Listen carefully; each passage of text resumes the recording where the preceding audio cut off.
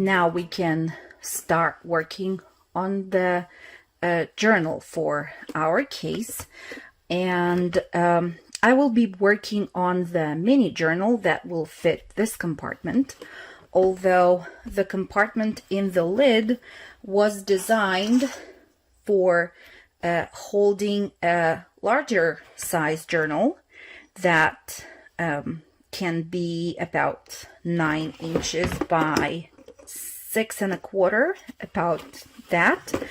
The most important thing, if you want the journal to fit inside this compartment, it needs to be a bit less than 1.5 inches in width.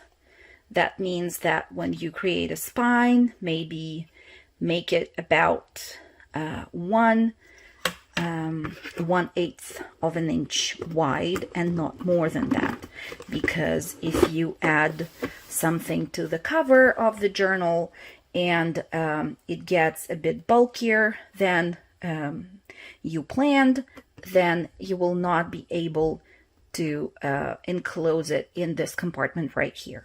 So anyways, this is just a tip from me, and I'm sure you will be all right creating a journal for that compartment using either the papers from the Herbal Box Kit by Victoria Designs, or maybe some other papers of your choice. In any case, I am starting now to work on the journal, as I mentioned. And for the journal, we are going to need, first of all, 2 of the chipboard pieces that we have cut and for now set aside. So these measure 4.5 by 5.75. You can decide if you want to wrap them with fabric or with paper. I think this time I will go just with paper. I will need 2 pieces that measure 5.5 by 6.75. They are the same in size, and I'm still working with the kraft cardstock from Joanne. I will go ahead and center each one of the chipboard pieces on the kraft cardstock piece and glue both of them down to the paper, just like that. Then all around I will have a border of 1/2 inch, and I will miter the corners on both of the pieces in each of the 4 corners.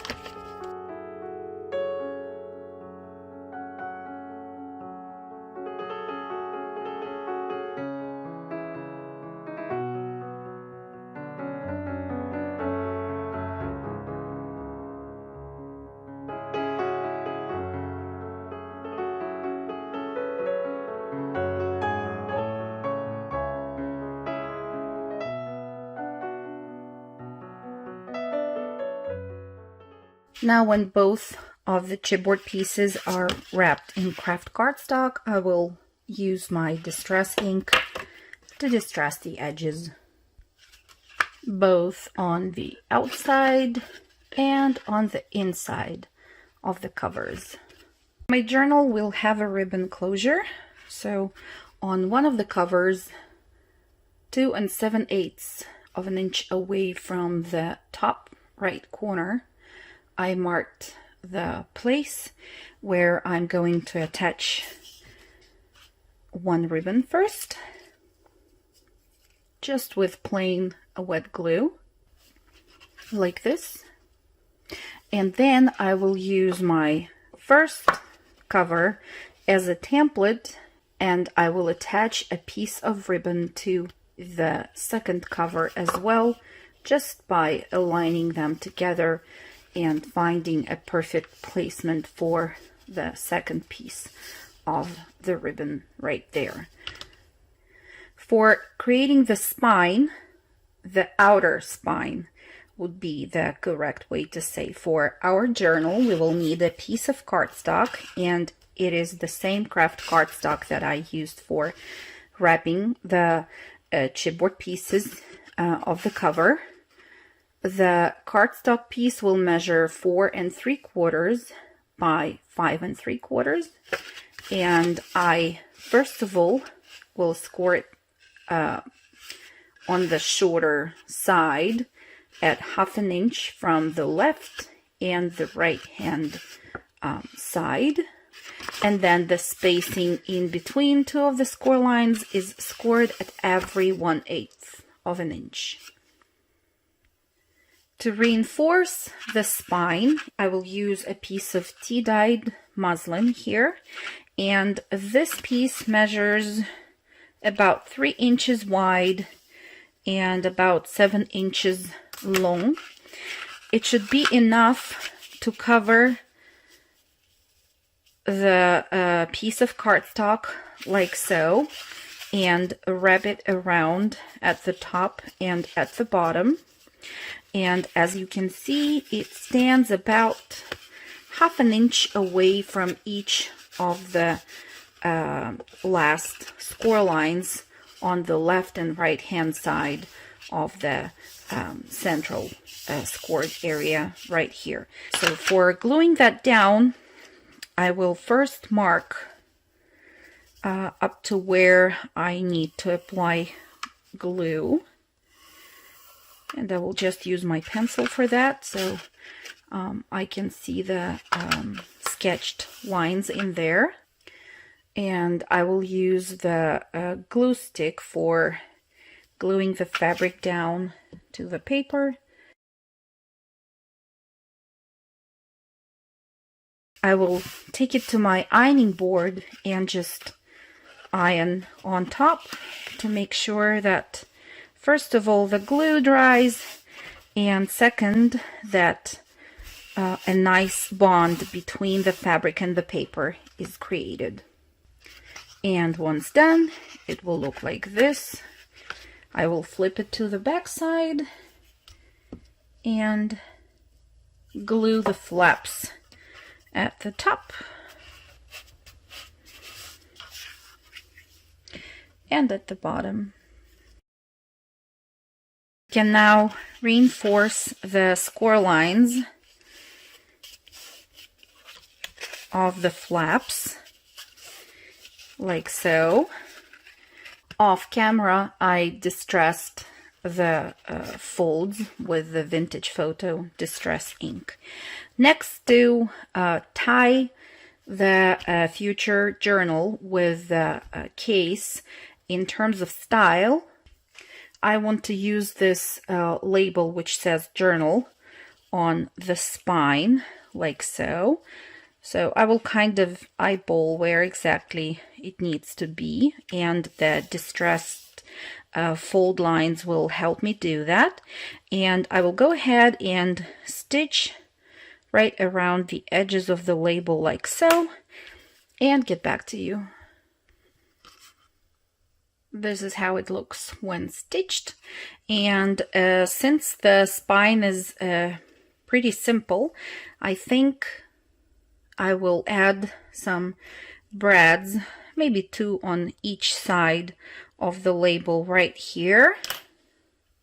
I will flip this to the back side and I will find the central score line, mark the places for the future brads, and add the brads from the front of the spine. And before gluing the covers to the spine, one last thing that I wanted to do is to add a piece of lace. This is a very thin lace right at the top of the spine, in there and right here. So I will glue these down using my tacky glue, and then I will take this piece to my sewing machine and stitch at the top and at the bottom, just to make sure that everything stays in place. This is how it looks right now. I have tied double knots to secure the threads, and as soon as I'm trimming the excess thread, I am applying just a bit of the tacky glue in there and spread it with my finger to make sure that the threads will not come undone. And now they are glued down nicely to the fabric right there. On the inside of both of the covers, I drew a guideline which is 1 3/8 of an inch away from the edge that will be close to the spine. And I have also mitered the corners of the cardstock on the spinal piece. And now I am ready to glue them down to my covers on the inside. I will apply the wet glue to the area which is marked by the line, and then I will attach the spinal piece right along that line. One side is glued down. I will do the same on the right hand side. This is how our cover looks right now, and basically it is ready to be embellished. For the front of the cover, I decided to use this piece of pattern paper, and it measures 4 1/4 by 5 1/2. You can also see that I zigzag stitched all around the edges. I will now go ahead and glue it down to the cover. I have also added a piece of the designer paper to the back cover of the journal. And while my cover is completely flat, I will use this moment for adding the rest of the pieces that I would like to use on the front of my journal. All of the elements except for the piece of the text paper in here are from the pack by Victoria Designs.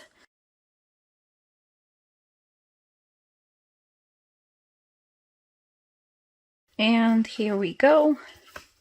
This is how it looks right now. I already like it, and I just want to show you the tremendous amount of all the ephemera pieces that this kit includes.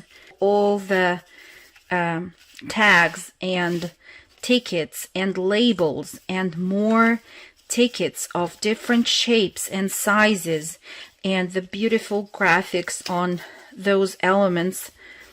Everything is just amazing. Look at those butterflies.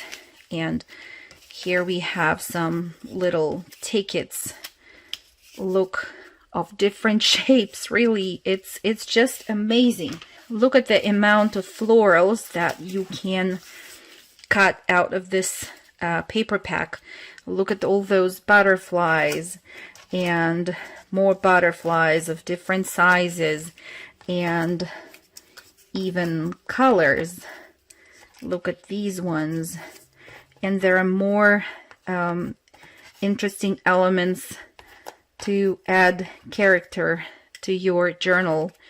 I also like the bee in here, and along with the bigger sized florals, there are also smaller ones, so you can add them to the smaller size journal, like the one that we are creating right here.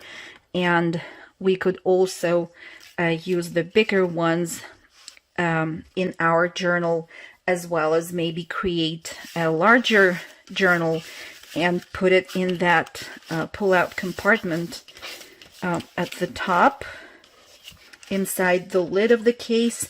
Then come more pieces, absolutely adorable tiny file folders. Oh, this doesn't belong here.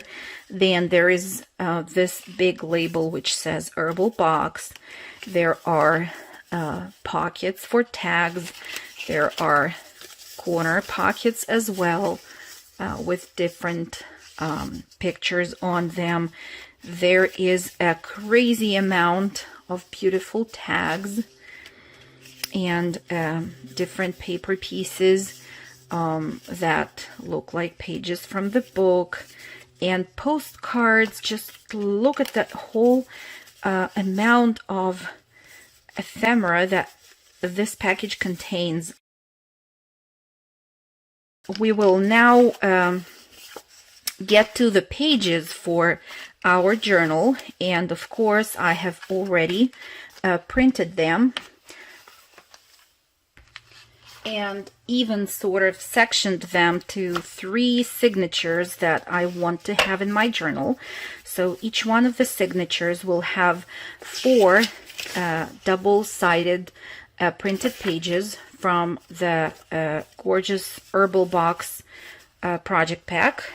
And I have also prepared here some plain tea-dyed papers, as well as maybe some botanical book pages, some parchment paper, and some graph paper. So to print the pages, I went with the regular size of the horizontal pages, not the full size, but the ones that the pack provides, and I printed 2 per page on both sides. So now when I will trim the white borders, I will have here 2 double-sided double pages like these. Okay, so they are printed on both sides. They're absolutely beautiful. I like the imagery right here. Beautiful, beautiful designs. So I will fold them in half. And I will add, I think here, yeah, in this signature, I need to add 2 more pages. So once again, each one of my signatures contains just a selection of different tea-dyed or other styles of papers, and 4 digital printed pages from the pack. Next, I will just take my time and think about the order of the pages in each one of the signatures and get back to you. And here are 3 of my signatures. They start to get fuller, and this is how the whole stack of them looks like. I also printed some of the designs from the pack on the 65 pounds cardstock, and I will use these papers for the so-called signature covers. The pages for the journal itself were printed on thinner paper. Of course, we will need the inner spine to stitch our signatures to. So for that, I am going to use another piece of kraft cardstock, and it measures 3 3/4 by 5 1/2. On the short side, this paper piece is scored 1 inch away from the left and right. Then I will have 3 signatures, as I have mentioned before, and between 2 of them there will be a space of 1/2 inch, and then from the first and the third signature to the covers, the space will be 3/8 of an inch. That's the piece that I will now cover. I will once again fold the side flaps only for now. Oh, and by the way, yeah, you could see the holes that I have already punched in this piece. So the I will use 3 holes pamphlet stitch, and the hole in the center is at 2 3/4, and then at the top and at the bottom the holes will be 1/2 inch away from the cardstock edge.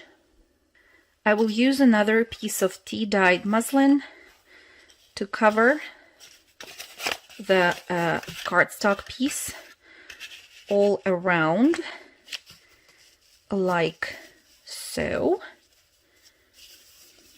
I will do it the same way as I did with the outer spine.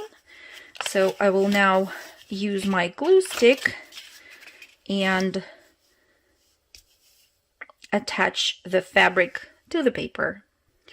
Before you cover the back of this piece with fabric, don't forget to transfer the holes to this side of the spine so that you can see them. I will go ahead and cover the other side of this piece with fabric and get back. And since I'm using glue stick for attaching the fabric to the paper, I want to make sure that it all stays in place. Over time, I decided to add the stitching at the top and at the bottom of this piece as well.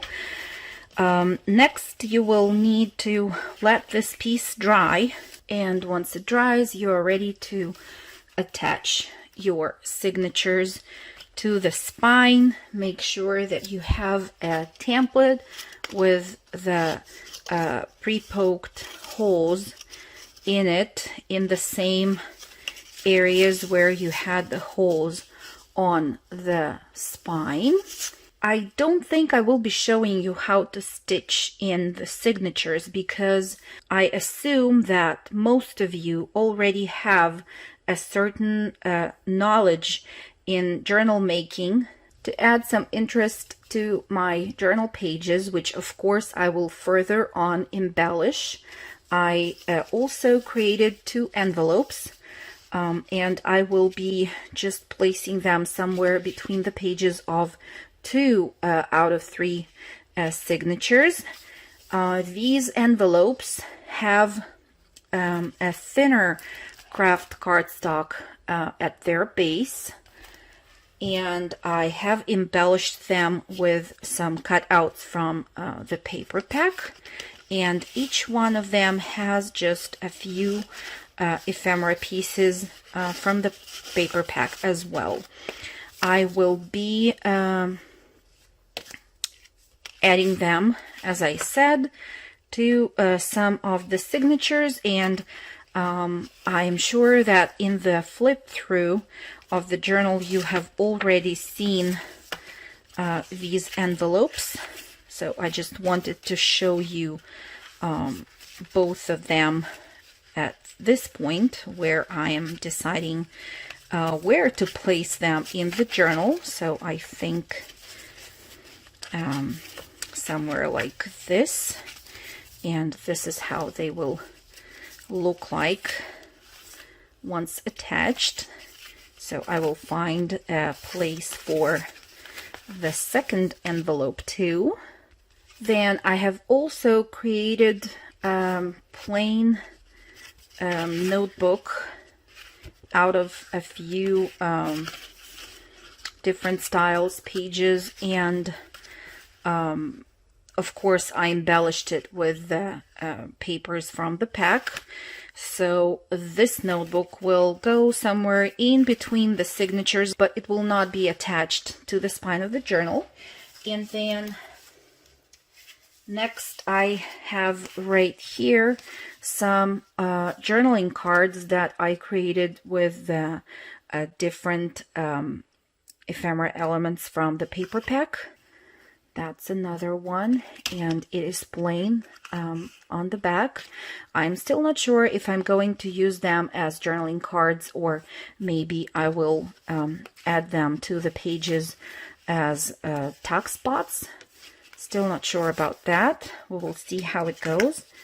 This is one more, and I must say that I am absolutely in love with this paper pack. It is gorgeous, really. I love it. So here and there I have added some muslin pieces just for, you know, for texture. And I have layered pieces on top of other pieces to create interesting compositions.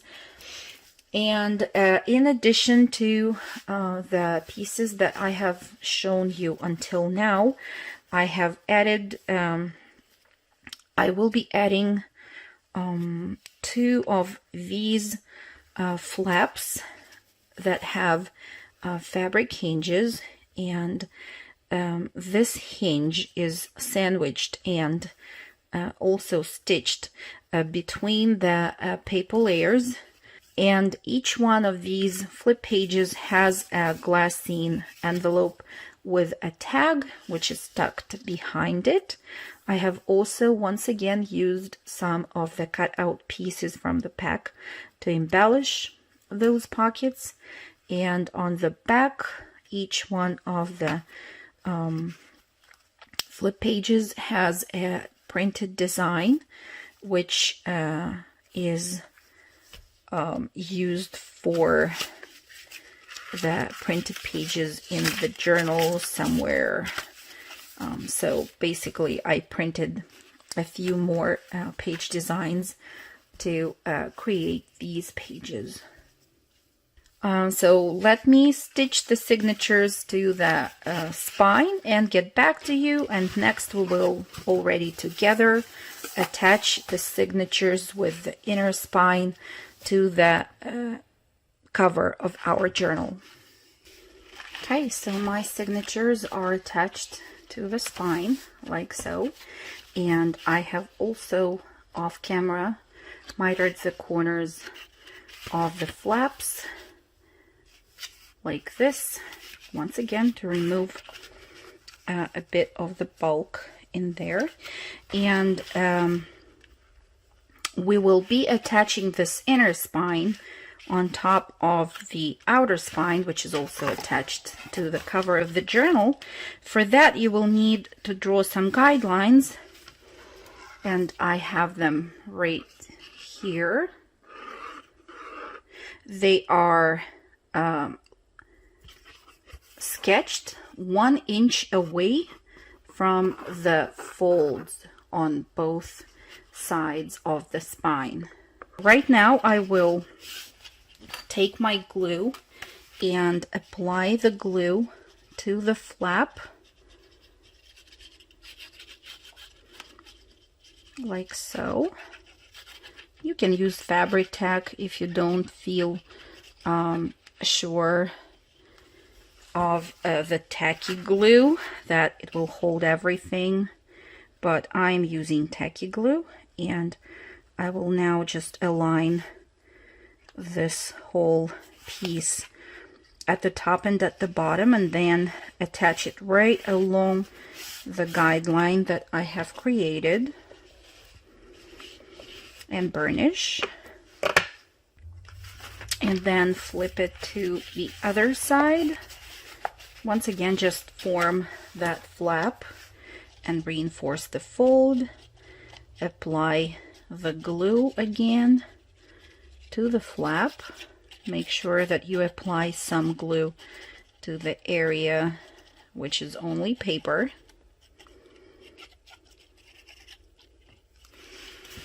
Okay, and then you will align this flap with the guideline that you have created on the front of the cover.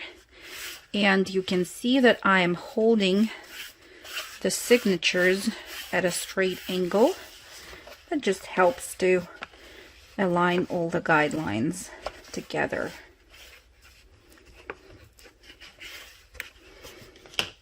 Tacky glue sticks paper pretty fast, so I think I can now just fold my journal and shape it the way I want. It might take a moment. Our journal looks pretty good for now. As soon as you attach more ephemera and you add tags and you add the notebook, like in my case that I have prepared, this journal will be quite chunky. And as you can see, the spine is quite flexible, which is really nice. Now we can prepare 2 paper pieces for attaching those to the inside of the covers.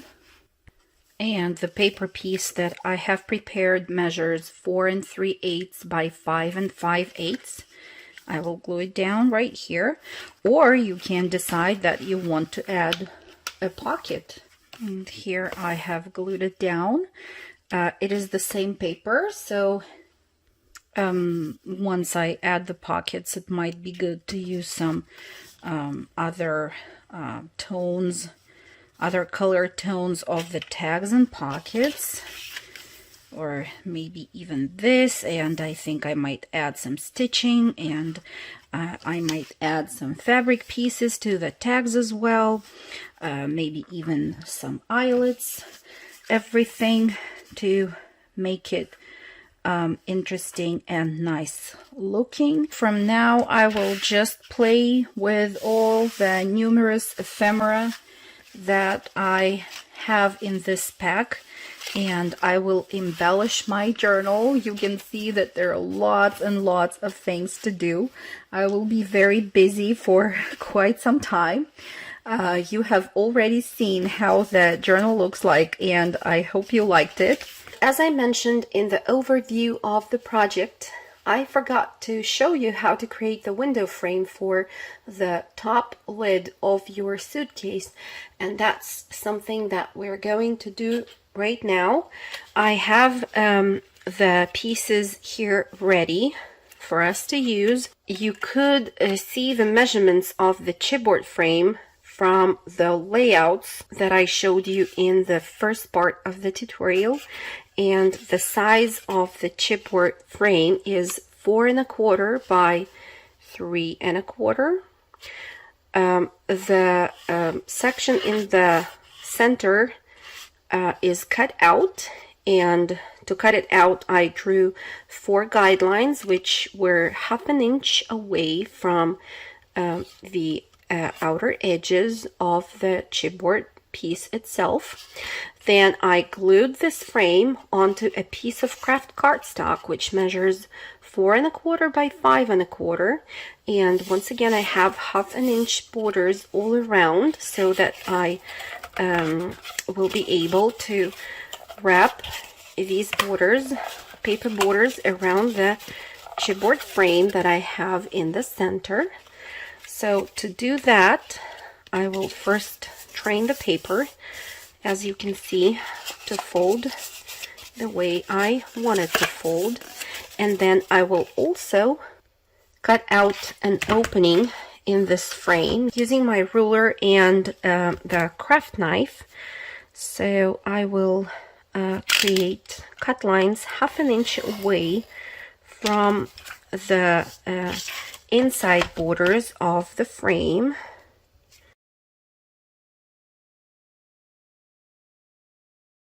Then I will cut on the diagonal from the corners of the chipboard frame to the corners of the opening that we have just created. And then we will be able to fold these sections in like so. I will use my tacky glue for this, and I will apply a bit of the glue onto the edge of the chipboard and then to the rest of the paper flap. And then I will use my bone folder to burnish the folds like so. So each one of the flaps will have to be glued down in the same way, and I will do that now. Next, I will take a piece of acetate, and this piece is slightly smaller than the size of the frame itself. So if the frame measured 3 1/4 by 4 1/4, just like a piece of pattern paper that I will use for my background right here, you can see that the acetate frame is slightly smaller all the way around. And as you could notice, I have already applied some double-sided tape around the edges of this frame. Glue it down. to the frame like this. Just center it and don't forget to burnish. Now I will miter the corners of the frame and apply more score tape to the flaps of the frame right here. Now we are ready to wrap those around the frame, and every time when I will fold a flap, I will add just a bit of the wet glue to the edge of the chipboard. Don't forget about pressing with your bone folder in these areas of the corners, and we will do the same for the rest of the flaps.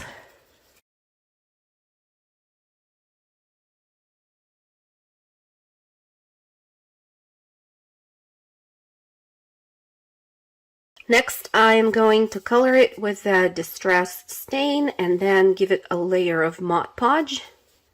And while the frame is drying, let's work on the background for it. I have prepared some elements that I think I might use, but I'm still not sure which ones of them. So I just want to see how it would look like.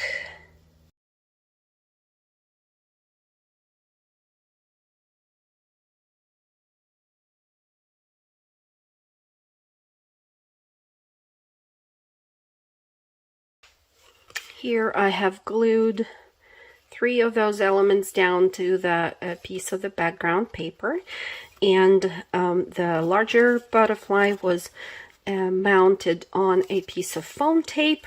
I also added a little brad to the body of the smaller butterfly, and now I can go ahead and first of all distress the edges of this paper piece, and then use some glue to attach this paper piece to the back of my frame, like so. Let me do it now.